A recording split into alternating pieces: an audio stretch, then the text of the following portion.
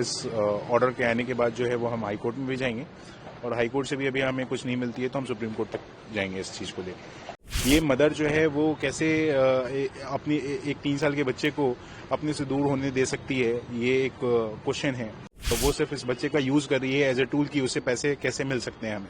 बहुत सारे अतुल सुभाष आने के बाद शायद ये देश जो है वो इस चीज़ को जानेगा या गवर्नमेंट ऑफ इंडिया ये जागेगी कि शायद इसके हमारे मेन के ऊपर भी कोई कानून होना चाहिए।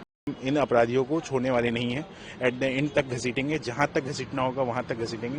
हमने अपने एडवोकेट के थ्रू कम से कम 15 ऑब्जेक्शंस जो हैं वो हमने दिए थे कि बेल अपोज करने के लिए। करीब 15 ऑब्जेक्शंस हमारे एडवोकेट्स ने और बाकी टीम ने, हमारी एडवोकेट की टीम ने तैयार किए थे इसमें, और वो एक स्ट्रांग ग्राउंड थे जो बेल अपोज करने के लिए।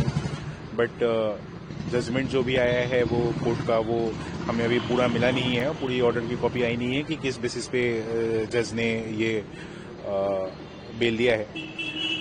और उसमें एक सबसे बड़ा जो ऑब्जेक्शन का क्लॉज था कि अभी तक इन्वेस्टिगेशन पूरी नहीं हुई है पुलिस की।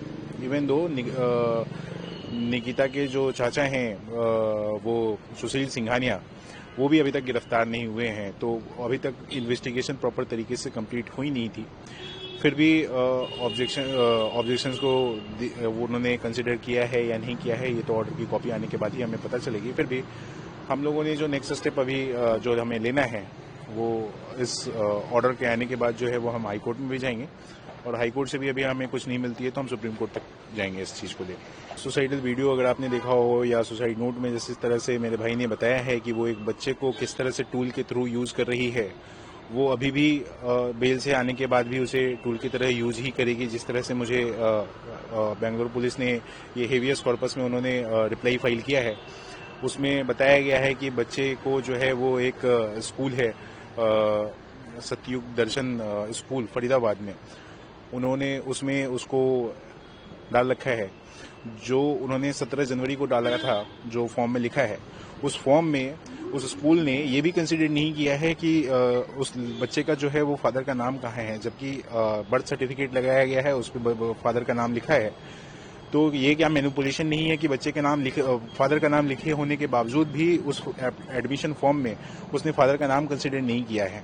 तो ये क्या ऐसा तो नहीं कि अभी जब ये केस होने के बाद जो है वो उस एडमिशन फॉर्म को बनाया गया हो स्कूल के द्वारा, तो ये स्कूल जो है वो एक 3 साल के बच्चे को कैसे जो है वो एक बोर्डिंग स्कूल में रख सकता है? वो नर्सरी क्लास में बच्चे को रखा हुआ है। ये मदर जो है वो कैसे अपनी एक 3 साल के बच्चे को अपने से दूर होने दे सकती है, ये एक क्वेश्चन है। और कैसे वो स्कूल जो है वो उस बच्चे को उस फादर का नाम नहीं लिखता है, उस वो फादर को का कोई कहीं कंसेंट नहीं है? क्या ये स्कूल की रिस्पॉन्सिबिलिटी नहीं बनती है कि वो फादर का कंसेंट भी ले? या सिर्फ ये है कि वो मदर जो है वो बच्चे को गई रखने के लिए और उसने उस बच्चे को रख दी और फादर का नाम उस फॉर्म में नहीं है? या ये भी हो सकता है कि स्कूल जो है वो मैनिपुलेट करके इसको अभी बच्चे ये केस को रखने के लिए या दबाने के लिए उसने जो है ये फॉर्म अभी प्रिपेयर करके और दिया हो पुलिस को? तो ये सारे कंसर्न्स हैं और इस सारे कंसर्न्स को जो है वो हम सुप्रीम कोर्ट में लेकर जाएंगे कि उस बच्चे की जो है वो कस्टडी कहीं से भी जो है वो ठीक नहीं है। एक आप समझिए 3 साल के जो बच्चे हैं उसको बोर्डिंग स्कूल में उससे भी पहले रीजन जो है वो दिया गया है कि वो पहले भी किसी बोर्डिंग स्कूल में ही था।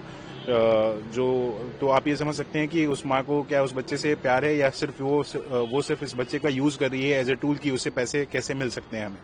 तो ये जो जज हैं या फिर जो कोर्ट हैं उनको ये बात समझनी पड़ेगी, इस चीज़ को देखना पड़ेगा, इस चीज़ पे संज्ञान लेनी पड़ेगी कि बच्चे की कस्टडी जो है वो कहाँ सेफ है और उसके लिए कौन सा माहौल सही है। हम लोग अभी हाई कोर्ट में जाएंगे, हाई कोर्ट से अगर हमें न्याय नहीं मिलता है तो हम सुप्रीम कोर्ट तक जाएंगे। और मेरा भाई भी यही बताना चाह रहा है कि एक मेन को इंसाफ कैसे मिलेगा, तो ये हम देख रहे हैं कि शायद हमारे इस देश में मेन के लिए कुछ इंसाफ के लिए कोई जगह बाकी है या नहीं है और मेन को जस्टिस मिल सकता है या नहीं मिल सकता है। मेरा भाई तो चला गया और आप कुछ दिन पहले ही अभी दिल्ली में भी एक केस हुई है, सेम लगभग इसी घटना के आधारित होगी। मैंने पूरा वीडियो सुना नहीं है बट फिर भी मुझे जो लगता है तो ऐसे बहुत सारे अतुल सुभाष आगे आपको देखने को मिलेंगे, जिस तरह से ये कानून का दुरुपयोग हो रहा है और इस पे भी अभी भी गवर्नमेंट का कोई एक्शंस नहीं आया है। तो शायद अभी बहुत सारे अतुल सुभाष आने के बाद शायद ये देश जो है वो इस चीज को जानेगा, या गवर्नमेंट ऑफ इंडिया ये जागेगी कि शायद इसके हमारे मेन के ऊपर भी कोई कानून होना चाहिए। तो मैं आप लोगों के माध्यम से सिर्फ ये बताना चाहता हूं कि गवर्नमेंट ऑफ इंडिया को इस पे जागना पड़ेगा, और अभी हम बहुत सारी रणनीति पे आगे काम कर रहे हैं। जो भी हमारी लीगल एडवाइस टीम जो भी हमारे काम कर रही है, उस पर जो भी लीगल एडवाइस दी जाएगी उस पर हम काम करेंगे आगे।